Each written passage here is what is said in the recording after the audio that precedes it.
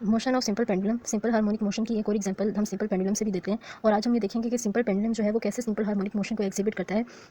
अभी आपके सामने एक बॉब है, ठीक है, एक गोला है जिसका मैस m हम लिखते हैं कि इसका मैस जो है वो m है।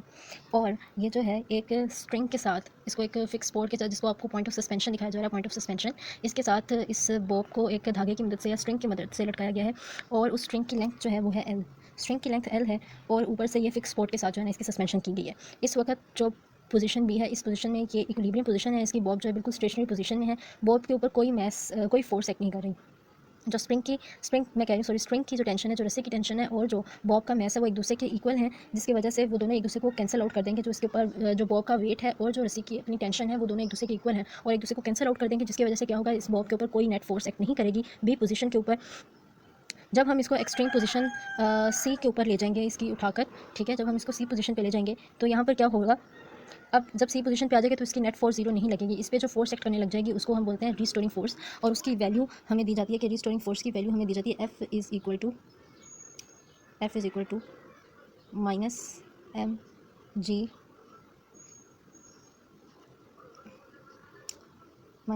जी वेट।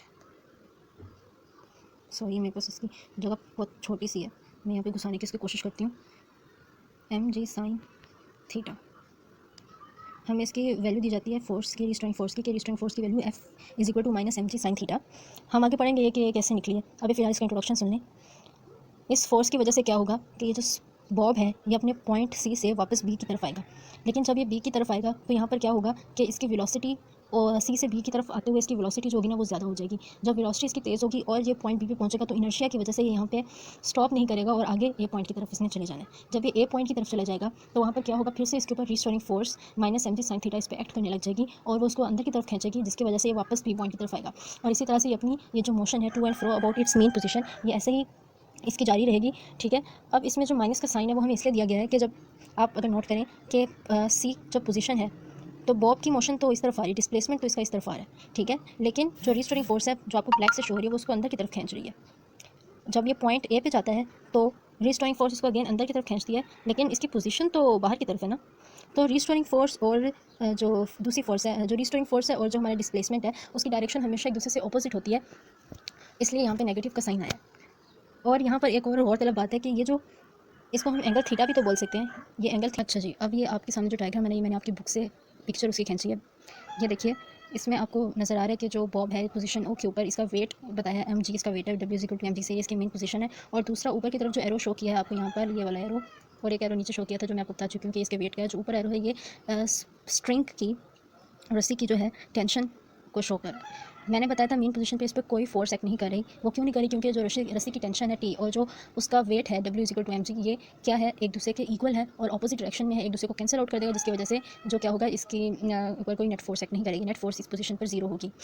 जब अब इसका ए पोजीशन पे देख लें, ए पोजीशन पे क्या टेंशन तो वैसे की वैसे ही है। स्ट्रिंग के अंदर जो मैस है एम जी, वो अब ब्लू एरो से आपको शो किया, लेकिन इसके साथ आपको दो एरो शो किए हैं। एक आपको राइट साइड पे एम जी कॉस थीटा होगा और जो उसकी डिस्प्लेसमेंट है, या जो एस है, वो आपको एम जी साइन थीटा लिखा हुआ है। एम जी साइन थीटा, यही हमने कहा था कि यही इसकी रिस्टोरिंग फोर्स की वैल्यू है।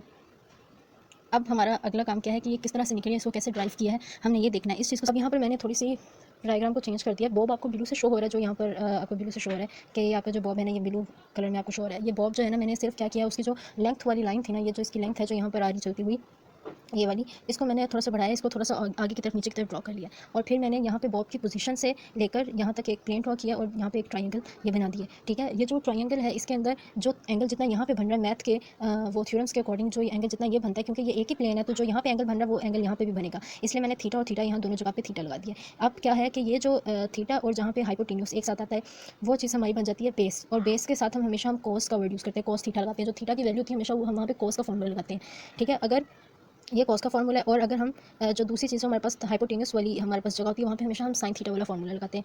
इसके अकॉर्डिंग कॉस थीटा यहाँ पर आ गया और साइन थीटा नीचे की तरफ आ गया। हमारी जो बॉब की जो क्या कहते हैं मूवमेंट है, वो मूवमेंट हॉरिजॉन्टल प्लेन में है, इस तरफ को जा रही है। इसलिए हम जब इसको स्टडी करेंगे तो जिस कंपोनेंट को हम सिर्फ स्टडी करेंगे वो है साइन थीटा। सिर्फ हम साइन थीटा को कंसिडर करेंगे, कॉस थीटा को हम निगलेक्ट कर देंगे इसमें। ये चीज़ थोड़ी सी डिफिकल्ट थी समझनी।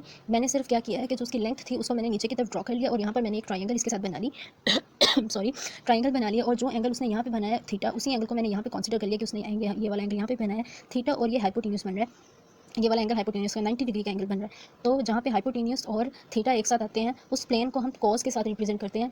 ये रूल है, वो बेस बन जाती है और बेस हमेशा कॉस के साथ रिप्रेजेंट करते हैं। जो हमारा हाइपोटेन्यूस वाला ये जो हाइपोटेन्यूस वाली हमारा प्लेन होता है उसके लिए हम साइन थीटा का यूज़ करते हैं, साइन थीटा वाला फॉर्मूला लगाते हैं। लेकिन जो हमारी मूवमेंट है सिंपल पेंडुलम में बॉब की मूवमेंट है वो हॉरिजॉन्टल मूवमेंट है, जिसकी वजह से क्या हो रहा है कि हम सिर्फ साइन थीटा को ही कंसीडर करते हैं, हम इसको कॉस थीटा को इग्नोर कर देते हैं। इसलिए आपके फॉर्मूले के अंदर साइन थीटा का वर्ड यूज़ हुआ है। अब वापस हम चलते हैं अपने सर्कल वाली बात के ऊपर, जो हमने आर्क। अब आपको एम जी साइन थीटा की वैल्यू यहाँ पे कैसे आ गई ये आपको पता चल गया होगा। तो यही इसकी रिस्टोरिंग फोर्स है, यही इसी की वजह से जो है ना ये बार बार मूव करती है, ओ की तरफ आती है, फिर पॉइंट बी पे चले जाती है, और बी से वापस क्यों आती है, बिल्कुल इसी की वजह से आती है। हमने हॉरिजॉन्टल प्लेन में क्योंकि एक्ट कर रही थी, इसलिए हमने सिर्फ साइन थीटा को कंसीडर करना है, हमने कॉस थीटा को हमने बिल्कुल भी कंसीडर नहीं करना, उसको इग्नोर कर देना, वो हमारे किसी काम का नहीं है यहाँ पर। लेकिन अब बात क्या है कि इसका टाइम पीरियड हमें किस तरह से दिया जाता है। लेंथ सिंपल पेंडुलम का जो टाइम पीरियड है ना उसके लिए फॉर्मूला यूज़ होता है, टी इज इक्वल टू, मैं सॉरी कलर यहाँ पे कोई और ले लेती हूँ, T is equal to 2 pi under root L over G. इससे हम इसका टाइम पीरियड देते हैं, T is equal to 2 pi. मैं जो भी कलर मुझे नीचे बैकग्राउंड की वजह से ख़राब लग रहा है। इसमें टी जो है ना वो टाइम पीरियड को शो कर रहा है, एल उसकी लेंथ है, और जी जो है ना ग्रेविटेशनल फोर्स है। टी जो है वो एल के डायरेक्ट प्रोपोर्शनल है, आपको इससे पता चल गया होगा। टी जो है वो इनवर्स प्रोपोर्शनल है ग्रेविटी के, ठीक है।